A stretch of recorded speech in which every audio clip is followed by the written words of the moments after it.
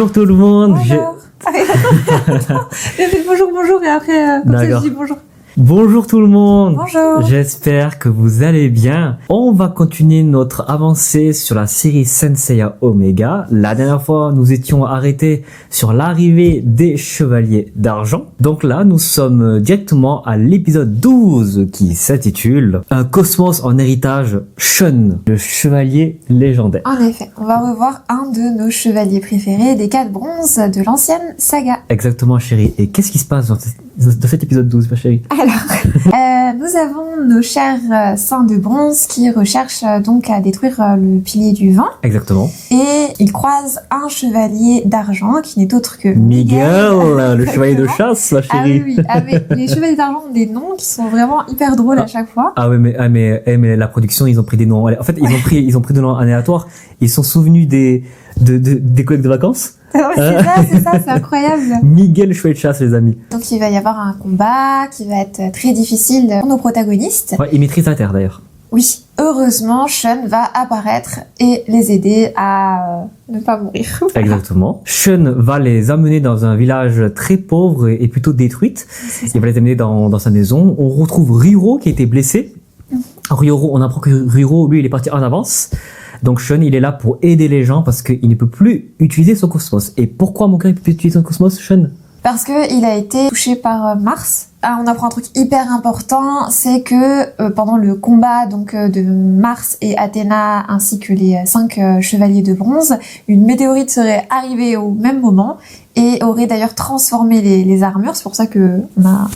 Oui, la Clostone de Pégase. Tout à fait. Et ça aurait touché les chevaliers de bronze et ils auraient des marques bleues qui leur empêcheraient de se servir de leur cosmos. Exactement, dont Shun, qui ne peut plus utiliser son armure. Exactement. Donc on compte sur nos nouveaux protagonistes.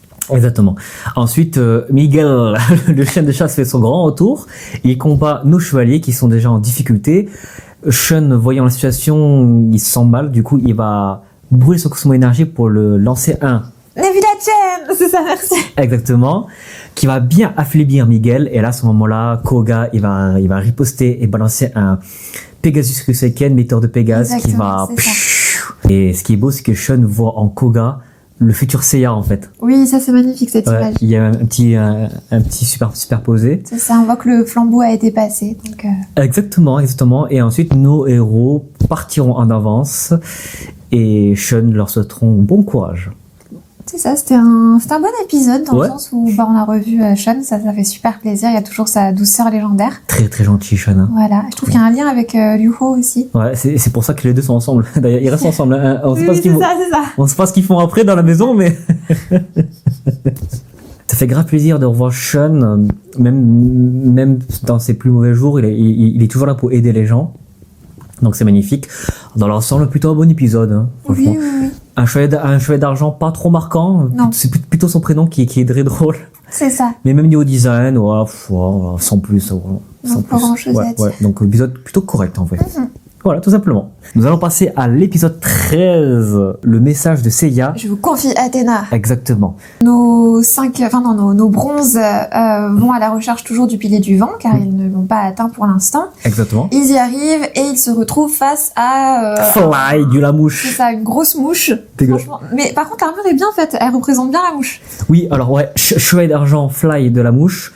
Les amis, il est dégueulasse, mais je trouve que le design est très réussi. C'est ça. Ils ont voulu faire un personnage hideux, mais je trouve que l'armure, en soi, elle est harmonieuse avec lui, même le personnage et tout, il est dégueulasse, mais très bien réussi. Il me fait penser un peu dans Hades à, tu sais, je sais plus, le chevalier qui est au sol, là, qui rampe au pied de Pandore. Ah, le crapaud, là? Oui, voilà, c'est ça. Il y a un peu de ça. Hein. Oui, qui se tape, tu sais, il frappe Camus, là. Oui, c'est ça.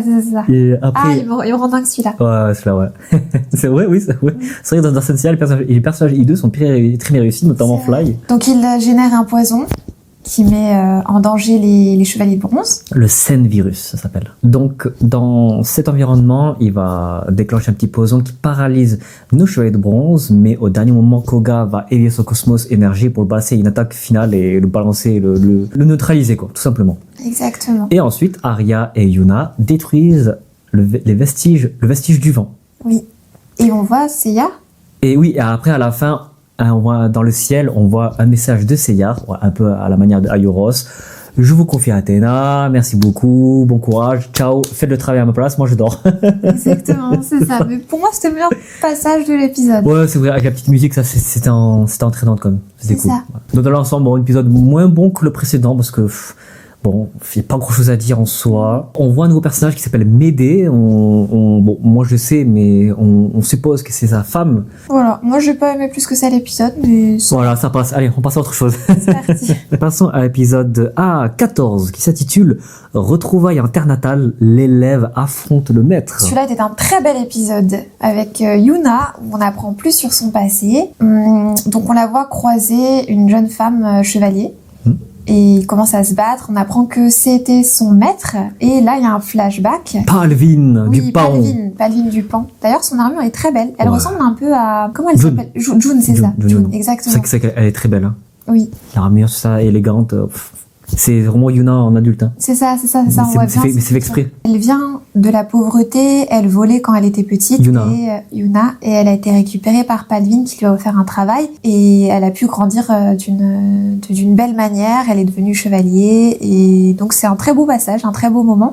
On comprend pas pourquoi elles se battent au départ, et on comprend ensuite que son maître essaye de la faire évoluer, et même si elle est aux ordres de Mars, en vrai, elle combat contre lui. Exactement.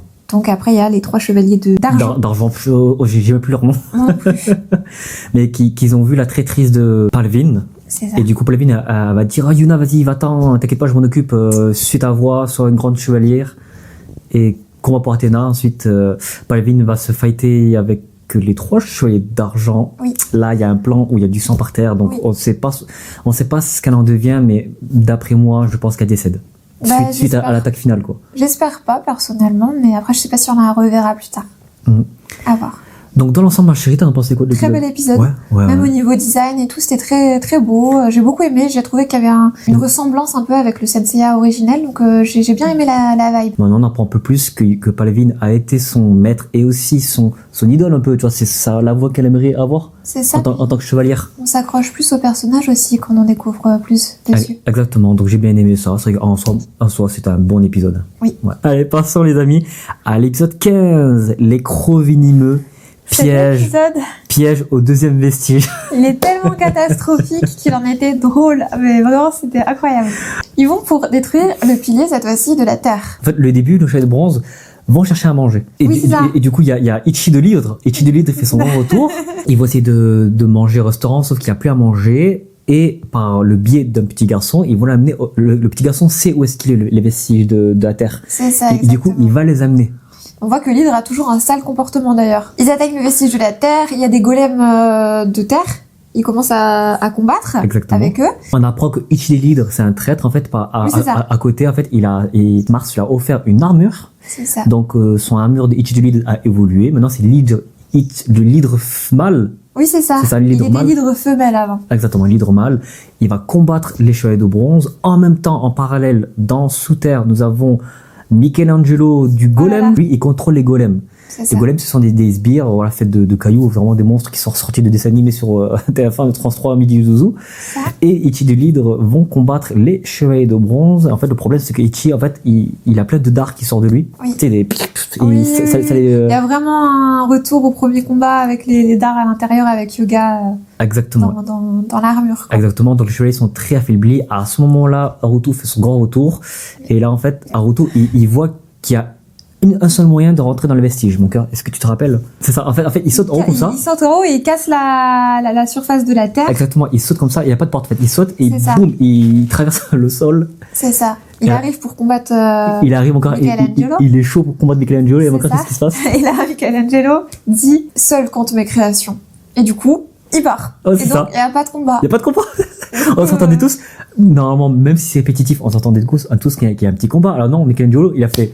Moi, je m'en tape. Moi, tout ce que je veux, ça fait mes créations avec les golems, tout ça. C'est On ça. se casse. Même les golems, ils disent mais seigneur, c'est des simples chevaliers de bronze.